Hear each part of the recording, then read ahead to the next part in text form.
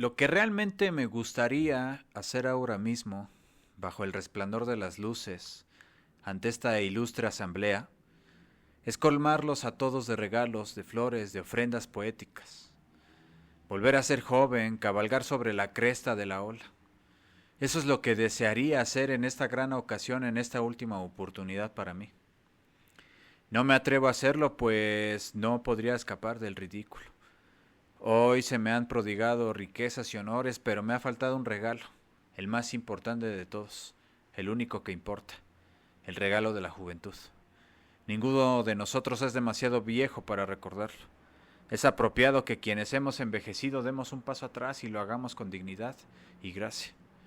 No sé qué debería ser, no sé qué es lo correcto, pero brindo por la juventud de Suecia, por los jóvenes de todo el mundo, por todo lo que es joven en la vida.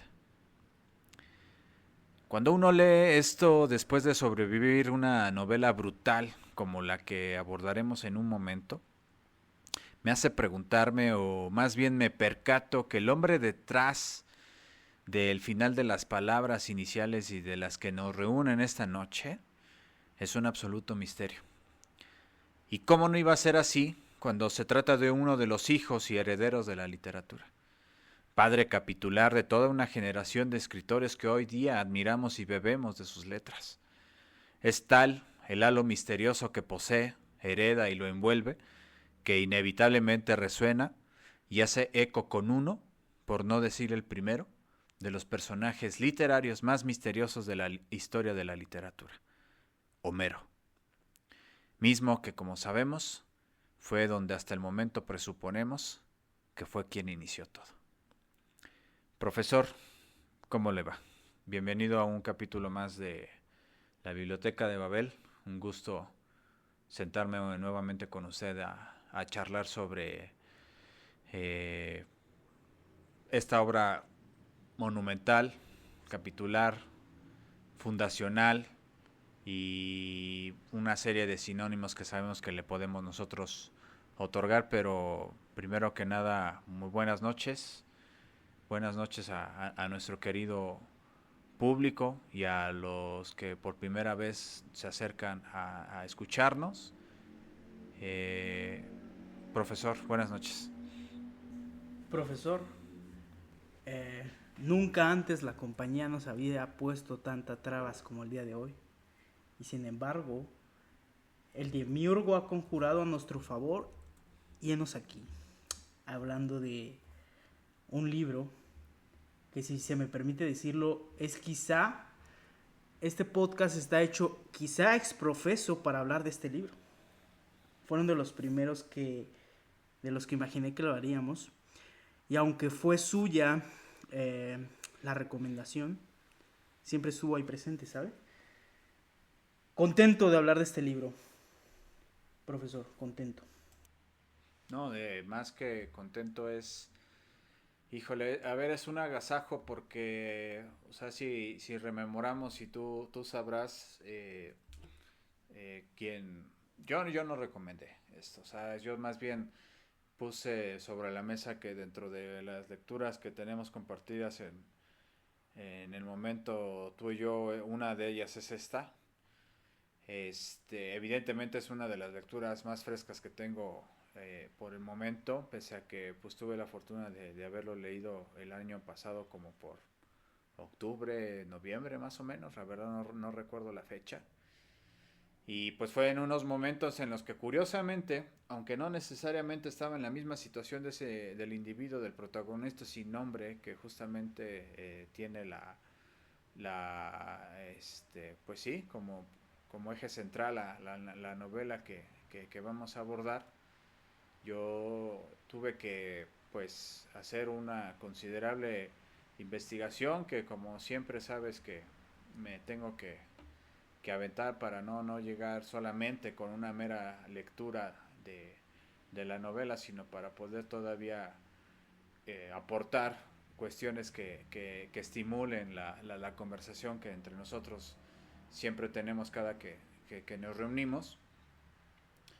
Y pues una de las sorpresas es que pues claramente, ¿no? Dentro de la biblioteca andante que usted es, ya había tenido yo la oportunidad de saber de este libro por parte suya, a raíz de mi experiencia laboral y de la oportunidad de haber labrado un oficio que hoy por hoy llevo en las venas y pues este afortunadamente también tuve la oportunidad de tener en mis manos ese ejemplar y otros que ya después con esta investigación me di cuenta que pues definitivamente valdrán la pena en un momento dado evidentemente leerlos y por supuesto comentarlos aquí en la biblioteca de Babel en algún momento dado, si la compañía lo permite, bien dices tú.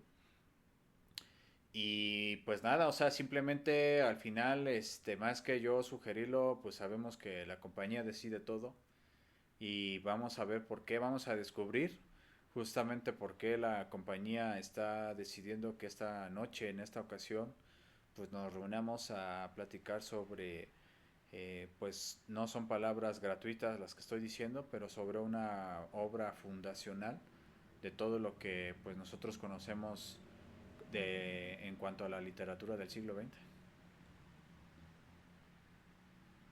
A ver, eh, como tú bien dices, eh, hablar de hambre es un antes y un después en la literatura, por muchas cosas, ¿no? La primera de ellas es que creo que se rompe con el molde de un narrador definido. Como tú bien dijiste, es hambre quizá de los únicos libros que he leído donde el narrador no tiene ningún nombre. Esto puede significar que no es nadie o es todos, ¿no? Y otro recurso muy importante de esta obra, eh, que a mí, que creo que es fundacional, es el flujo de conciencia, ¿no? Eh, como se le dice en la literatura, que es estos monólogos interiores que se popularizarán en el siglo XX con Proust, el mismo Joyce y Faulkner, imagínate. Virginia Woolf. Woolf también. O sea, estamos hablando de un autor que para mí,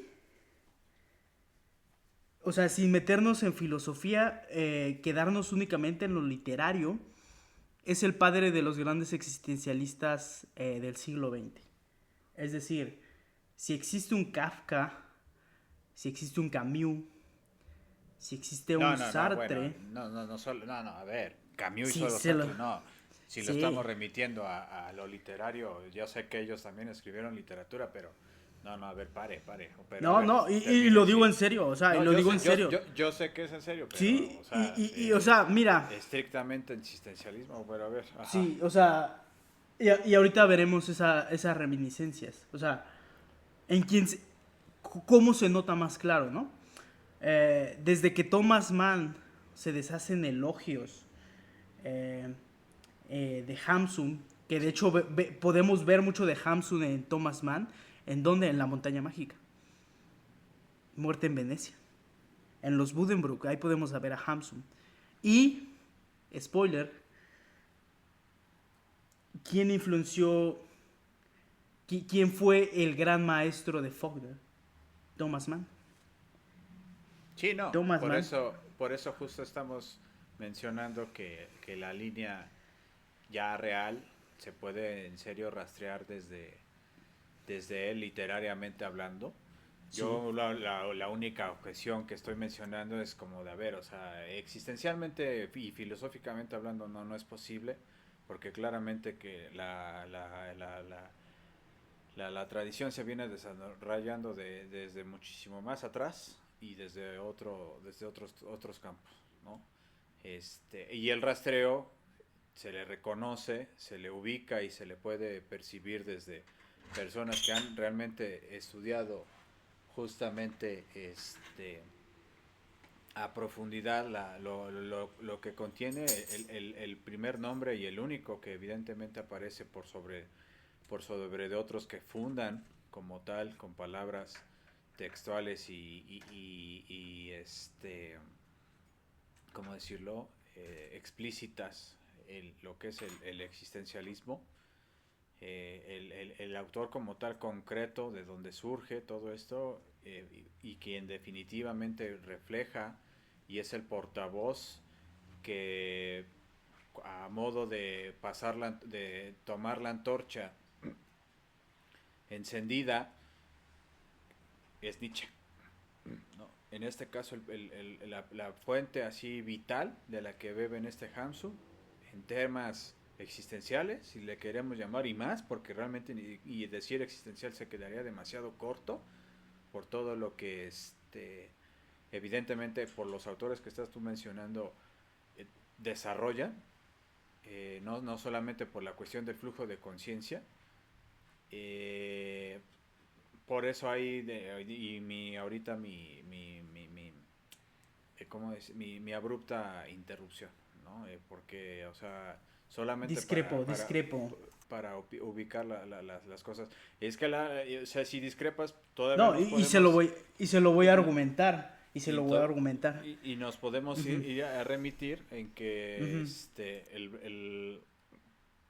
el verdadero origen incluso se rastrea desde Soren Kierkegaard como para realmente retribuirle, No. Discrepo ahí. para retribuírselo a este escritor noruego, pero escuchamos.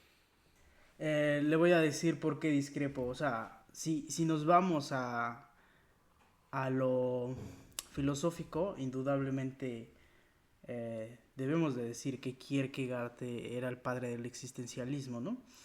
Pero a lo que voy es, ¿qué ideas de Kierkegaard eh, están desarrolladas en Hamsun? O sea, ¿qué idea específica? Ahí está la Quizá diferencia. la idea de angustia, ¿no? Quizá se la puedo valer por ahí.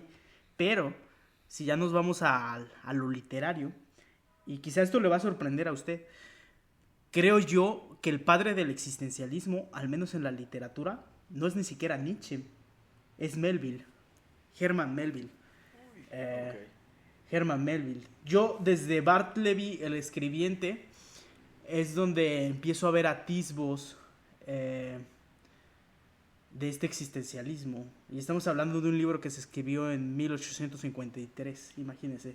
Y yo todavía discrepo aún más, porque si algo me queda muy claro por Ujú. parte de estos autores que usted bien menciona, es que, y por eso también en su momento me terminó fascinando, inevitablemente enamorarme de la literatura, fue porque estos individuos en algún momento dado leyeron a estos sujetos. Y aunque no necesariamente calquen o se apropien de términos o conceptos en concreto, los desarrollan, sí, pero de manera literaria. Y ahí es cuando vemos más que hijos, son hermanos de la disciplina humanística, como pueden ser como son la filosofía y la literatura en este caso. Y aquí evidentemente ya muchos académicos ya se me podrían estar echando encima, pero a lo que voy es que en concreto y de manera meramente lectora por parte de ellos y ubicando cómo absorbieron estas influencias. O sea, de mi parte fue, insisto, sorprendente saber que ellos en algún momento leyeron estas fuentes, por alguna razón tuvieron la capacidad de comprenderlos a su manera, y ahí está lo poderoso y lo hermoso de la misma literatura en el que no solamente las vivencias o la interpretación de su contexto los hicieron historia, los hicieron un cuento o una novela, no, sino que realmente trasladaron eso, lo reformularon sí su contexto, sus respectivos estudios, todavía con esa chispa de locura y hasta de inspiración, una que otra musa por ahí perdida o no, de que se pudo concretar un amor o no, o sea, estamos hablando así super casos aislados, y ya después tenemos como resultado las obras maestras que evidentemente tú estás mencionando. Y si ya después, ¿no? Vemos que existen, ¿no? Los recursos estilísticos que ya después no solamente ni siquiera copian, al contrario, adoptan y posteriormente eh, lo hacen evolucionar y lo llevan al siguiente nivel, como bien mencionas, toda esta línea de escritores y de la fuente primaria. Yo no la niego, y no solamente por creerte, o sea, se nota, no por nada es una tradición, no por nada la tradición incluso literaria es lo que es, y no por nada incluso estoy iniciando el capítulo como estoy iniciando, ¿no? Al final, el mismo río, el mismo océano del que convergen todos, vuelven y se convierten en el mismo océano desde donde inició todo, ¿sabes? Entonces, independientemente de eso, o sea, por eso hay más que eh, diferencia de opinión en este caso, el puntualizar o intentar diferenciar la cuestión de qué sí y qué no.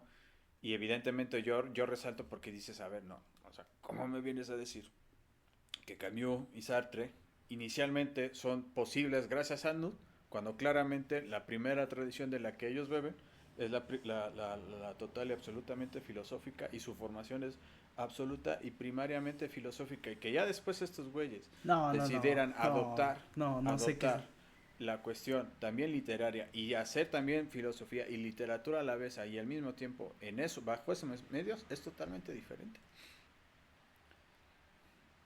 Pero eso es otro No, tema. Pero eso no, es no, otro no, tema que no. bien puede salir en otra bifurcación, porque claramente de esto no va el podcast, y no jamás vamos a hablar de hambre.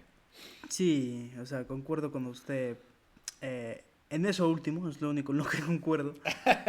Más Ajá, no sí. así en que yo no diría que Camus era un filósofo.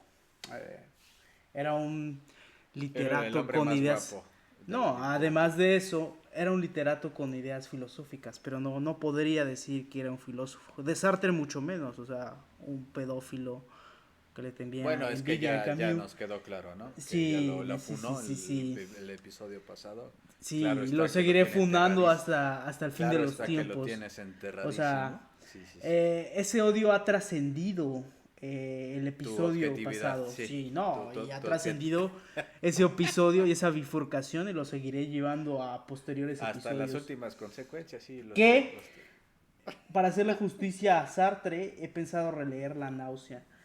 eh, ahora Que está que soy un saliendo a flote. adulto. Sí, sí, sí. Pero Y que, bien, ajá. pasemos de lleno al libro para no de- de- bifurcarnos más. y dejarnos de pavadas. Por Y, favor, y profesor. debo de tirarle un poco más a Sartre, un poco, pero No, ahora sí tiene que ver con Hamsun. ajá. Cuando estaba leyendo opiniones acerca de hambre, leí una que decía que Hamsun hacía ver a Sartre como libros de autoayuda. Y yo dije, ¿por qué, no? ¿Por qué? O sea, ¿a qué se No, refiere pero. con esto? Sí, sí, sí. No, güey. Pongámonos en contraste. No, güey. Y disculpe que empiece a tirar mucho odio, ¿no? En este capítulo, No, no. pero Y quiero aclaro hacer... aclaro que yo no soy fan de Sartre, al contrario. Tú Sí, sabes que yo tengo mis distancias con todos, ¿no? sí, sí, sí. Pero para poner en contraste, cuando leí Indigno de ser humano de Osamu Dazai, que es un buen libro, no lo voy a negar, quizás por falta de pericia literaria, yo nunca entendí por qué el protagonista se sentía triste. Quizá porque mi Hay que ver más anime, comprensión, caballero, para sí, entender la pinche eso es a lo que voy, quizá porque tristeza mi de los comprensión japoneses. lectora no llega hasta eso. Pero el tipo de existencialismo, por así decirlo, que vemos en Hambre trasciende. ¿Por qué? Porque es de un tipo biológico. O sea, desde el Pero título, punto, porque es que ya no puedo, en automático mis antenas y mis alertas me hacen levantarme del asiento. Quisiera yo ya en primera instancia entender a qué le estamos llamando existencialidad. ¿A qué le estás llamando tu existencialismo? Si me lo permites, si me permites cuestionar esa parte.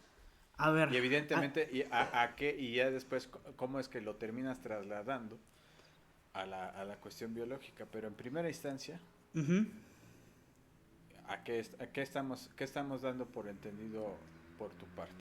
A ver, para mí, y yo aclaro que yo no soy filósofo. Ni yo, No, no. yo solamente fui No, a darme el rol usted. por las clases, Sí, fui, usted fui a estudió cotorrear. filosofía. Este es un terreno Yo fui a suyo, así cotorrear, que yo fui a tiene cotorrear. ventaja aquí. No, no, no. Yo creo que el existencialismo se encarga de hablar del ser, ¿no? Todo lo Dasein, como dice el oscurantista Heidegger. Eh, a eso yo lo considero, o sea, todo lo referente al ser y a la razón misma del ser, yo lo considero dentro del existencialismo. ¿Y por qué hablo de un existencialismo biológico? Porque en más de una ocasión el protagonista del libro eh, asume su posición como ser humano desde el hambre, o sea, desde una condición biológica. Desde ahí, o sea, no es una angustia de Kierkegaard, no es una náusea sartreana, no es el calor del sol de Argelia que sentía Meursault en el extranjero, no, es, digamos, algo más directo y más primitivo como lo es el hambre, ¿no? Y es ahí donde yo entiendo esa frase de la que hablan de, pues sí, pero lo de Sartre es nada más un libro de autoayuda en comparación de lo que sí es un verdadero padecer biológico, ¿no? Como lo es el hambre. Por eso yo hago uso de estos términos, ¿no? Quizá de una, quizá muy laxo en su rigurosidad, pero creo que va muy acorde a eso que referimos. Ok, no, esto no se trata de de evidenciar eh, fallas en la lógica, al contrario, o sea, pregunto esto porque si bien tú me conoces, este, hay veces que sí llega un punto en el que aclaro que aun cuando uno pueda tener ciertas lecturas de cierta disciplina y de mi parte en la cuestión filosófica, una cosa es aprenderse de memoria lo que dice el panfleto y otra cosa es tomar una postura en la que dicha interpretación de lo que dice ahí queda abierta y no necesariamente es ¿cómo decírtelo? Eh, sentenciante, ¿sabes? Porque al final de cuentas hay todo un aparato hermenéutico que pues evidentemente nos distancia o nos acerca a dicha interpretación que ahorita no es el caso. Con esto quiero decir que quiero yo entender desde dónde estamos comprendiendo la cuestión de existencialismo de tu parte. ¿Por qué? Porque ese tipo de términos en lo particular yo me voy con mucho cuidado. Yo soy muy cauto de irme con eso porque, para empezar, independientemente de que los comprenda a profundidad o con precisión o no, porque yo les puedo aclarar que aún así desconozco muchas cosas, abiertamente lo digo, eh, y sin embargo, si algo sí se me quedó, es ser cauto con utilizar ese tipo de cuestiones, ¿no? Aun cuando ya en el calor de la conversación, ciertamente de repente podamos nosotros, pues justo, o sea, utilizarlas a conciencia y con todo el aparato crítico que en el momento pues estamos ejerciendo tras nuestra, sinapsis, toda la sinapsis, que sucede en nuestro cerebro. Entonces, dicho esto, eh, para mi gusto, yo prefiero aterrizarlo o intentarlo como entender desde la cuestión en cómo, bajo diversas capas, vamos nosotros entendiendo la condición humana. Y lo que sucede con Hamsun en este caso, más que un salto, es un vuelco al interior del individuo, como ya justamente ya se venía dando tras todos los empujes y todos los ensayos y todos los postulados que pues dentro de toda esta eh, pues aparato teórico que se trabaja ya como tal incluso hasta en universidades y que en algún momento debió llegar algo a las manos de este señor, porque pues afortunadamente para él, para con sus posibilidades, pese a que estrictamente no fue alguien quien supo, siempre estuvo más bien acomodado, realmente pues sí tuvo la posibilidad de pues tener acceso a lecturas importantes, ¿no? Tan importantes que no por nada, en algún momento de su vida, llega incluso a decir que desprecia el idioma inglés, ¿no? Que de ahí se derivan otras cosas, pero ya cuando alguien dice, pues es que pues, este idioma es por A, y creo que incluso hasta por eso te puede a ti caer bien, porque yo sé que también tú desprecias el inglés en sus multifacéticas formas. Todo Este, mexicano que se respete orina en dirección a Estados Unidos. yo no estaba hablando de Estados Unidos, claramente aquí ya hay otra cuestión, otros resentimientos aflorándose, pero me refería solamente que cuando pues ya tienes acceso a leer en otro idioma e incluso sabiéndolo leer en otro idioma, claramente ya hay un nivel de educación bastante explícita ahí evidenciándose. Y generando, ¿qué genera esto? Pues obviamente un, un intento de tener una voz en la que al final el producto de todo esto es poner un individuo que no, que solamente sabemos que viene del campo, que por alguna razón del azar y de las penurias y de las vicisitudes que no las vicisitudes anteriores que no sabemos que ha pues padecido este protagonista, llega a la capital cristiana, la capital que anteriormente, el lugar que anteriormente tenía ese nombre antes de ser denominada Oslo como hoy por hoy la conocemos, porque pues también es otro contexto en el que pues sabemos que la misma Noruega en esos mismos entonces todavía llegó a pertenecer al reino de Dinamarca, ¿no? Otro contexto, ¿no? Que influye muchísimas cosas para con las posturas pues políticas que en su momento Hamsun adoptó para con todo lo que pues desafortunadamente se le criticó cuando pues sabemos que eh, sí bien se le puede criticar al autor, pero pues tras tener una obra del calibre como las que él tiene, pues en ese caso, entonces, ¿qué es qué es lo que vale la pena discutir aquí? Situación que ya bien también ya abordamos en la primera bifurcación. Entonces, es muy interesante y es lo maravilloso que podemos nosotros ver cómo el espíritu humano va evolucionando y elige a autores, como lo es en este caso Hamsun, y decide poner, sí, insisto, un personaje sin nombre, pero que prácticamente podemos ser cualquiera de nosotros. Una vez más. Obviamente siempre casi la literatura pone en algún momento dado a personajes que de alguna forma sin necesariamente ya con el truco para que nosotros nos sensibilicemos o tengamos simpatía o sea, va con otras finalidades, pero de todas maneras al final nos sitúa a la misma par que el protagonista y decimos, en algún momento, no niego que incluso hasta a ti te debió haber pasado, y estoy muy seguro que a cualquier otro que lea esto le va a pasar, va a decir este pensamiento o esta sensación para hacer todo lo posible por conseguir un centavo para comer en ese preciso momento, lo ha vivido cualquiera. Y eso está más que cabrón, ¿no? Entonces, por eso tomo con pincitas o rechazo la cuestión de sí abordar el existencialismo, que no niego que no esté, al contrario, sí está ahí latente, ¿no? Pero al final, también de qué habla el existencialismo, pues de la condición humana.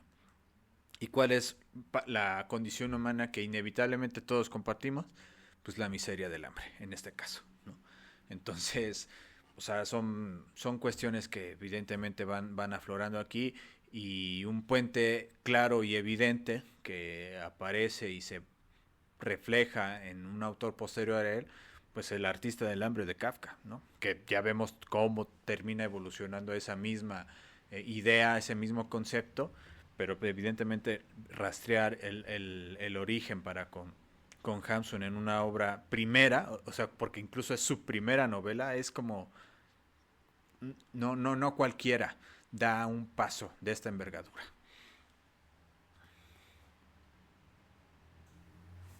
Ya hablando más en concreto de quién era Hamsun, tú bien dijiste, ¿no? Era una persona que se rodeaba del ambiente del campo, lo bucólico, como dirían los mamadores. Y esto se ve muy claro en otra de sus obras, que es Pan. Muchos creen que se debe a la contraparte de hambre, pero en realidad se debe al dios Exactamente. de... Sí, Uh-huh. sí, sí, sí, sí. Dios Pensé que, Pan. pensé que ibas a darle un giro, pero no. Entonces sí afirmas lo que inevitablemente Sí, el título dice, sí. inevitablemente. Y también lo vemos en eh, El Vagabundos. Círculo se ha cerrado y en la trilogía del Vagabundo, ¿no? Que son otros libros de este autor que, si te soy honesto, yo tenía el prejuicio de decir, ¿cómo es que una obra sobre la miseria ha sido escrita en Noruega, ¿no? Uno pensaría que se escribiría en... Pura felicidad. No pura felicidad, pero es que se escribiría, por ejemplo, en Sudán del Sur, ¿no? Como Tayeb Saleh, que es otro autor del que debemos hablar, ¿no? Tiempo de emigrar al norte.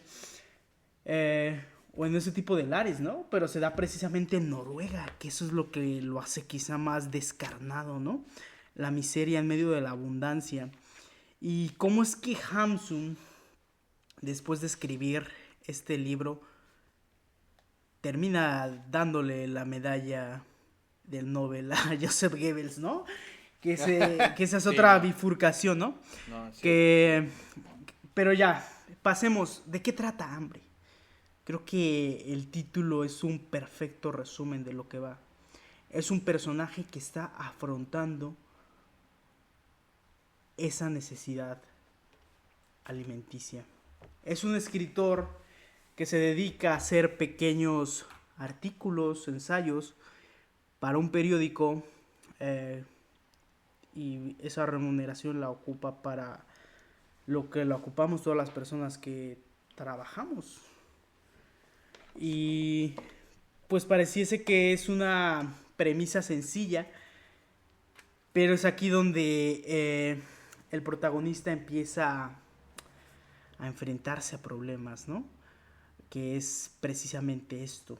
Y hay muchos dilemas eh, que el protagonista enfrenta. Uno de ellos, y no sé por qué recuerdo esta frase de Crimen y Castigo, ¿no? Eh, si ustedes recordarán la escena donde Raskolnikov encuentra a un alcohólico, Marmeladov, que se ha bebido todo el dinero de su familia, que incluso su hija ha llegado a prostituirse, y da un discurso sobre la pobreza y la miseria. Y le dice a Raskolnikov que en la pobreza hay una dignidad que en la miseria no existe. Pues bien, este protagonista, que es alguien pobre, hace lo necesario para escapar de esa miseria, esa indignidad eh, de la miseria. Y creo que en eso se centra eh, todo el libro, ¿no? ¿Qué somos cuando ya nos despojaron de todo? Eso es lo que el autor está, de lo que el autor está hablando. Y es excesivamente crudos cuando nos enteramos que el propio Hamsun vivió en indigencia, ¿no? Sin hacer spoilers del final. Quien sepa de cómo termina el libro, pues cabrá la pregunta de si es un cameo al propio autor o un tributo. Y sería una pregunta excelente, ¿no? Para quienes lo hayan leído hasta el final. fue un final de rendición o de redención, ¿no? Y, o sea, leer a Hamsun es esto. Ahora entendemos la frase de por qué decía que Sartre en su comparación es un libro de autoayuda, porque aquí la urgencia es muy palpable y es algo, es una urgencia que se debe de suplir todos los días. No es únicamente un vacío creativo como en Thomas Mann, una náusea como lo define Sartre, no, es algo concreto y constante y que se debe de resolver todos los días, ¿no? Y hay escenas durísimas. Eh, Voy a proceder a leer un párrafo que explica más o menos de qué va, ¿no? Y cito: me había dormido echado en el banco y era la gente quien me despertaba. Me devolvían implacablemente a la vida y a la miseria. O sea, tenemos a este protagonista durmiendo en un banco del parque, mencionando que el sueño era quizá el único alivio. Y al ser echado no únicamente del banco o de un lugar público, es arrojado también a su realidad, ¿no?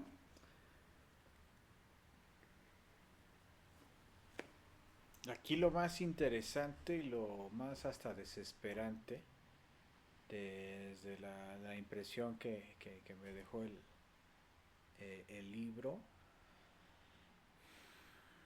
fue que el protagonista no, aunque para nosotros es más que evidente la miseria y la pobreza en la que está sumergido, él no lo concibe así. O sea, él se... Y ojo, no tiene una falsa este, autoestima, falsa buena autoestima, en el sentido de que siendo demasiado evidente la situación en la que se encuentra, de manera orgullosa o de manera altiva o de manera, pues sí, con buena actitud, como hoy por hoy se intenta vender el discurso que hay que tener esa cuestión ante las cosas, en todo momento,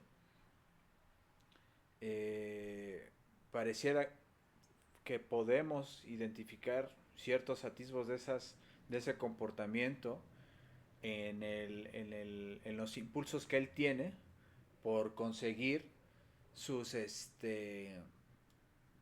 las coronas que va a necesitar para poder pagar el cuarto o el piso donde él está viviendo y las demás cosas, ¿no? No. A ver, por eso digo desesperante, porque llega un punto en el que conforme vas viendo y lo vas acompañando en su monólogo interior, que pues ahí es donde vamos nosotros ya a empezar a no solo identificar este recurso o verlo por primera vez ya de manera tangible aquí, que posteriormente ya después va a dar a fundar todo lo que conocemos como el flujo de conciencia y demás, o lo que se denomina como flujo de conciencia, perdón. eh, Vamos nosotros observando dentro de lo que se dice a sí mismo, si realmente prestamos atención, que él no admite en ningún momento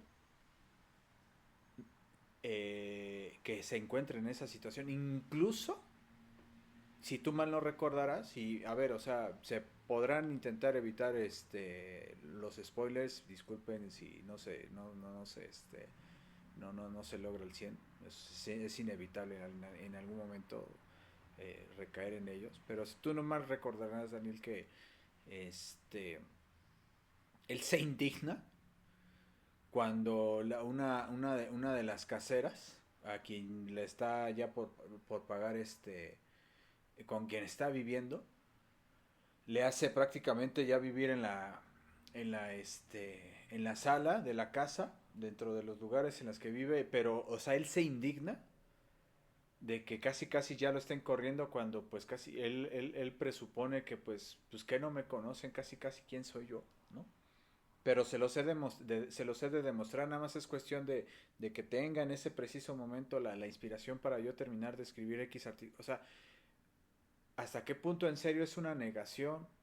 ¿Hasta qué punto incluso, porque por ahí también incluso es la impresión que yo tengo y por eso tengo las citas que escogí para poderlas como comentar acá? Eh, o sea, ¿hasta qué punto también incluso nos muestra el hecho de que este personaje está sumido en una locura particular? ¿No? Objeto mismo o consecuencia misma de estar en este estado en el que no sabemos desde hace cuánto tiempo se encuentra, ¿no? O sea, hasta qué punto el hambre biológica, claro está, lo lleva a este estado de, pues si no psicosis, porque aquí ya entran otras categorías que de mi parte yo desconozco. Usted, profesor, que es un poco más este leído en materias criminológicas y forenses y psiquiátricas, neurocientíficas, eh, podría intentar como ayudarnos a, a aclarar qué padecía este individuo. Porque insisto, o sea, ¿en qué cabeza, en qué cabeza cabe que dos situaciones? Una, que un vagabundo que a leguas, a ojos incluso del mismo protagonista, que, o sea, sí, o sea es irónico, pero curiosamente aún así logramos identificar que el vagabundo que se acerca a él en un momento dado de la novela, o sea, en qué momento alguien en su sano juicio le regala el dinero que él tiene para poderle pues ayudar o intentar dar esa dádiva para gente como él. O sea, él se siente absolutamente distante o lejano de ser una persona como la que está en ese momento consigo conversando. Y todavía peor, en cómo se asume este individuo, por eso, o sea, yo ya me atrevo incluso a denominar que él se encuentra ya en un estado muy particular de locura, en el que uno de los artículos, porque tampoco es cualquier tonto el protagonista que tenemos en nuestras manos, o sea, está pretendiendo hacer un artículo que que refutara algunas ideas de Kant. Y dices, a ver, paremos. Pues, iba a decir una vulgaridad, pero pues hoy estamos de caballeros, ¿no? Y es cuando dices, a ver, cabrón. Una obviamente genera esa reacción, porque a ese nivel también te termina involucrando la lectura. Pero punto número dos, cuando recobras el propio sano juicio, dices, a ver, cabrón, o sea, insisto, o sea, ¿cómo pretendes asumir que no puedes, o sea, cómo puedes tener claro que en algún momento vas a refutar algunas ideas de Kant y no puedes ver que no has comido en días, cabrón, ¿no? Y otros dirán, no, bueno, es que eso es la genialidad de personajes o de autores que hacen que escriban cosas como esas. Probablemente, pero de todas maneras no deja de ser una miseria. No estoy condenando que un individuo tenga que vivir esas situaciones para que logre escribir como lo que tiene que escribir, pero creo que incluso eso no es eso no es el punto de la novela, ¿no? O sea, es irónico, evidentemente conlleva un absurdo y evidentemente te lleva a estas cuestiones en las que dices, güey, o sea, ¿en qué momento también el hambre te desapega de la realidad lo suficiente como para no darte cuenta, como para rechazar en algún momento dado lo que más necesitabas en ese preciso instante y desde hace meses?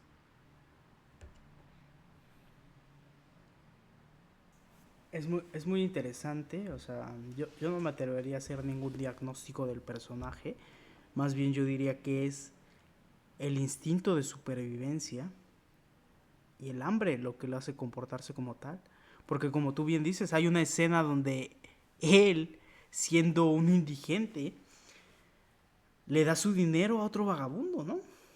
Y yo creo que es una negación de su misma situación, ¿sabes? Y sí, hay mucho de esa superioridad moral en la miseria. Y creo que ese aspecto de resiliencia es lo que paradójicamente hace al personaje que siga vivo, ¿sabes? Porque vuelvo a plantear la pregunta con la que inicié. ¿Quiénes somos cuando nos despojan de todo? O sea, vemos que el personaje podría ser alguien altivo, sí, pero ¿qué más tiene aparte de sus ideas? Y de ese afán de refutar a Kant. Por ejemplo, hay una escena, es de las escenas más brutales del libro, creo que tú la recordarás, cuando hay dos, ¿no? Una donde vende los botones de su chaleco. Ajá. ¿Y por qué los vende? O sea, por huesos para perros, según él, ¿no? Cuando va a la carnicería, pide huesos que dice que son para su perro, pero en realidad son para él, ¿sabes? O sea, la escena donde está royendo el cartílago y haciendo una sopa con los huesos. O sea, te habla de la crudeza, ¿no?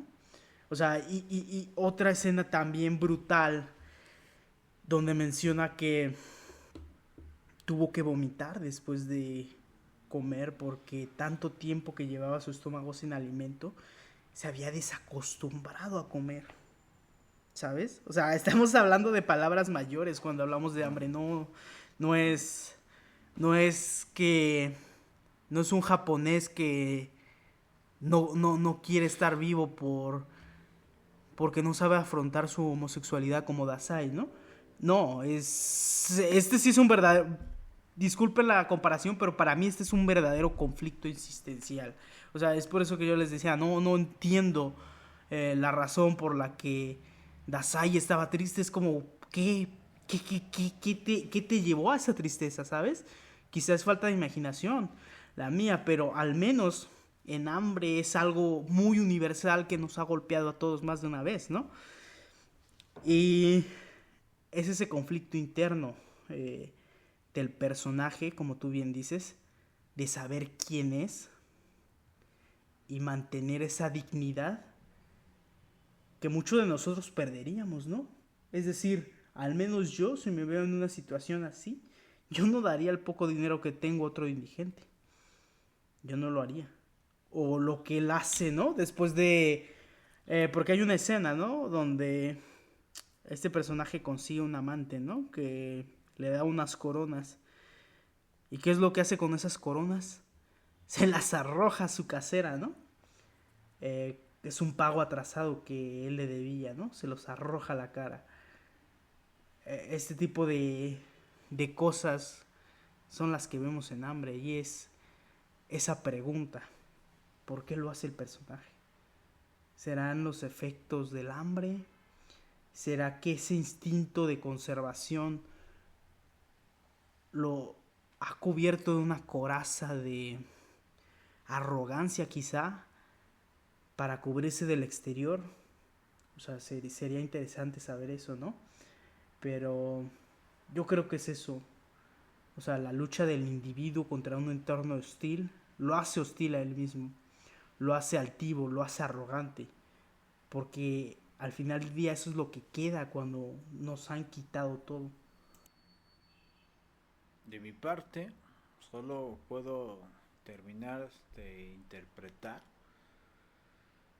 que si existe este sello o huella existencial que claramente podemos nosotros oler, porque o sea, el rastro está ahí, o sea, inevitablemente cuando la lupa, cuando la mira de una escena, eh, de la historia de un personaje, de cómo, y de la ambientación y el entorno que envuelve, y cómo el autor te va llevando de la mano hasta esas consecuencias en las que se enfrenta en este caso este protagonista, claramente podemos ver que a lo que apuntala es a los límites en los que el ser nuestro ser, ¿no?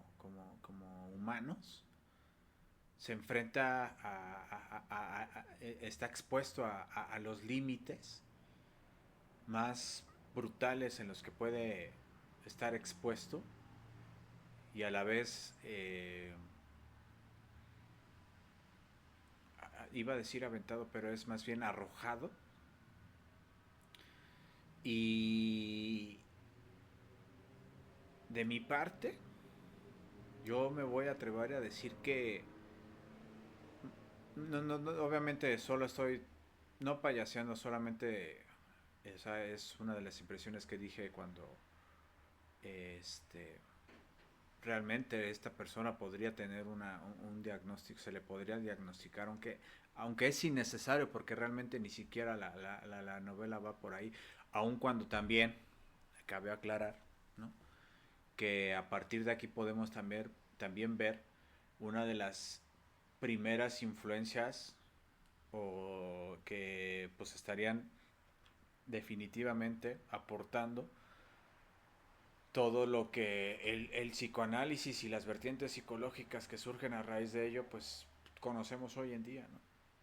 Pero independientemente de eso, retomando lo que estoy mencionando, eh, esta locura en la que está inmerso este individuo es tan sutil porque, a ver, no quiero caer en ese dilema ahorita de a qué denominamos loco, porque pues bueno, vamos a sacar a Foucault y a otros y no hay necesidad ahorita de involucrarlos, porque pues ya estamos por finalizar el episodio en este caso. Eh, pero, como bien sabemos, ¿no? La locura de alguna u otra forma es un sinónimo o un síntoma de una desconexión de la realidad muy particular.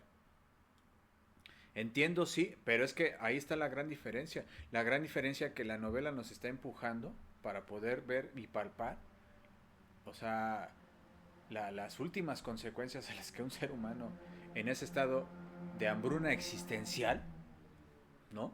Por eso y refuerzo la cuestión existencial porque en caso de afirmar que la huella y el sello ahí está, de esta cuestión, eh, o sea, una cosa es lo que tú bien acabas de mencionar en que ni de pedo das tus 10 pesos cuando claramente tú los vas a necesitar. Salvo que seas un hombre eh, hambriento existencialmente hablando como lo es este protagonista o seas un seguidor de Jesús, ¿no? Porque pues hay que darle a los más pobres que uno, ¿no? Según dirían los cristianos, por decirlo así, y todas esas No, series de... no, no empiece, no No, empiece no, el no, arguillo. espérame, pero es que son las diferencias. Y otra cosa es que por alguna razón, o sea, aún así, alguien se puede aferrar y decir, ni madres, y aquí voy a tener que utilizar esta expresión, ni madres, estos 10 pesos son míos porque son los que con los que voy a comer hoy, cabrón, ¿sabes? En este caso no. En este caso, el personaje de Hamsun, insisto, y refuerzo la cuestión de no sabemos desde cuándo está así, aun cuando vemos que ya tiene un piso en donde lleva viviendo, pero vemos que ya está endeudado. Entonces, claramente, ya hay un periodo previo a esto y en el que, a ver, una cosa es tener hambre una hora, una cosa es tener hambre de mediodía, una cosa es tener hambre de 2 o 3 días, pero este individuo, ¿cuánto tiempo lleva teniendo esta hambre?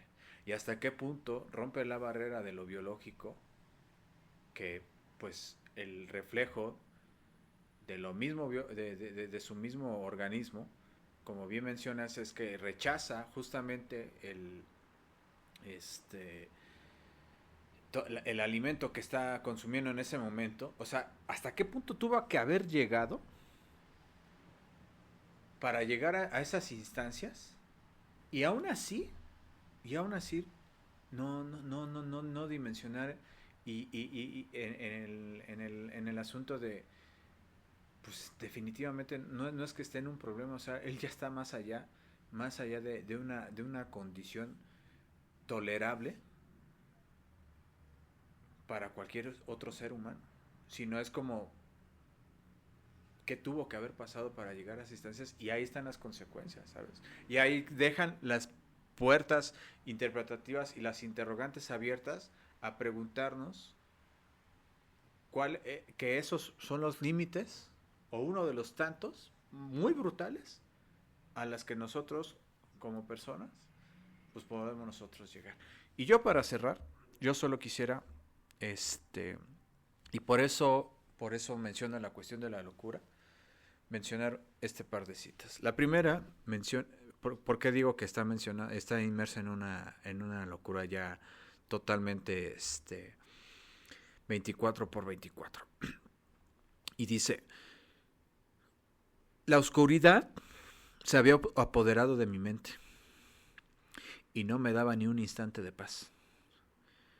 Y si yo mismo me disolviera en la oscuridad, me convirtiera en ella, o sea, ¿quién se hace estas preguntas? Solo alguien en esas instancias. O después, sentía un roer implacable en el pecho. Una extraña y silenciosa labor se desarrollaba allí dentro. Imaginé a una veintena de pequeños animales que ladeaban la cabeza y roían un poco. Luego la ladeaban al otro lado y roían un poco más. Se quedaban completamente quietos por un instante y luego volvían a empezar, abriéndose pasos sin hacer ruido y sin prisa, dejando tras de sí extensiones vacías por donde quiera que iban. Y si estamos incluso haciendo este ejercicio de ir y hacer conexiones de cómo están las influencias y cómo están presentes autores sin la necesidad de mencionarlos, para mí esta última cita, y con esto cierro, es casi como si Poe estuviera hablando. O no sé qué opinas, profesor.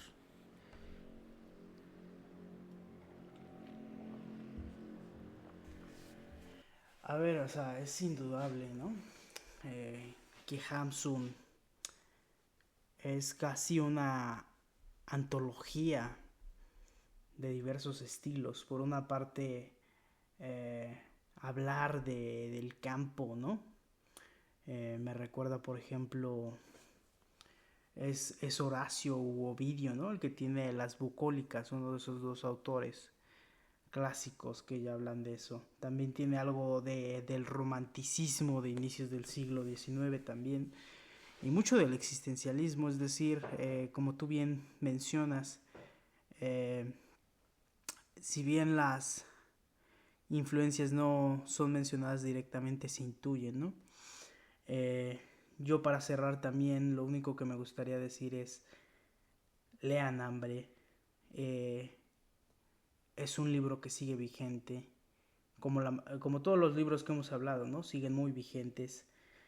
Y creo yo que las personas que les gustan este tipo de autores como Camus, como Sartre, como el mismo Dostoyevsky, van a disfrutar leyendo a Hamsun, de cual Thomas Mann decía que era el premio Nobel más merecido que existía.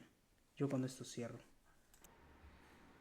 Más merecido y al parecer, como están las cosas, sin demeritar a quienes lo recibieron posteriormente, salvo algunos casos probablemente, a nuestro juicio o a mi juicio en este caso, pues definitivamente con solo leer esta obra es más que suficiente para entender no solamente por qué se les daba una obra de este calibre, un laurel de este calibre como a este señor, sino que, o sea, entiendes el propósito de laurear a alguien que pues sigue abriendo